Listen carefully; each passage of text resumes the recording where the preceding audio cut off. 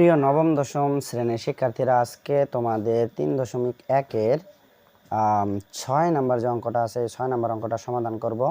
এখানে দেওয়া আছে 2x প্লাস 2/x সমান হচ্ছে 3 হলে x² প্লাস 1/x² এর মান কত? এই অঙ্কটা আমাদের বের করতে হবে, মান নির্ণয় করতে হবে।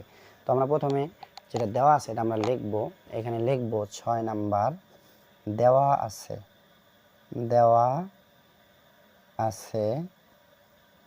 কি দেওয়া আছে?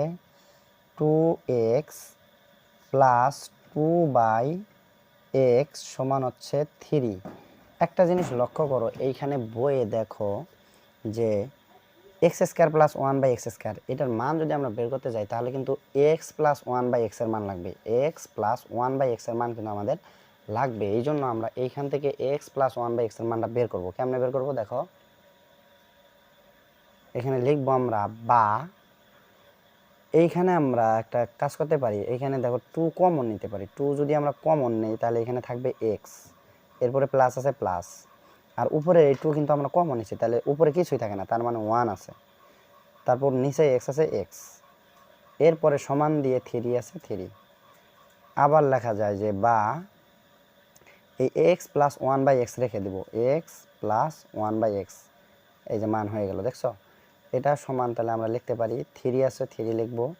আর এই পাশে যে 2 ছিল, এই 2 কিন্তু এটার সাথে গুণ আছে, তাহলে আমরা ওই পাশে নিয়ে যে ভাগ করে দেবো, অর্থাৎ 3-র সাথে এইভাবে ভাগ হয়ে যাবে। এইটুকু মান আমাদের কিন্তু দরকার লাগবে। এখন আমরা লিখব প্রদত্ত রাশি। প্রদত্ত রাশি অর্থাৎ বইয়ে যেটা দেওয়া আছে প্রদত্ত রাশি।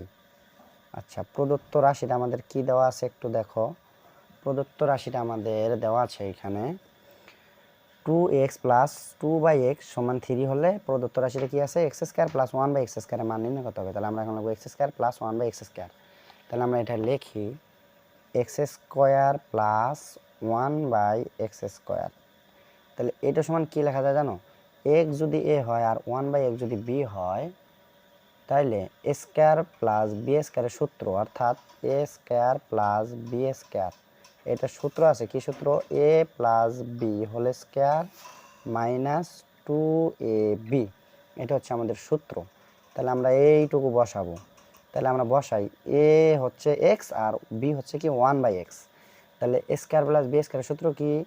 a plus b whole square. তাহলে a বলতে কি x, প্লাস b বলতে কি 1/x, তাহলে a plus b whole square minus 2ab, minus 2a বলতে হচ্ছে x আর b বলতে হচ্ছে 1/x।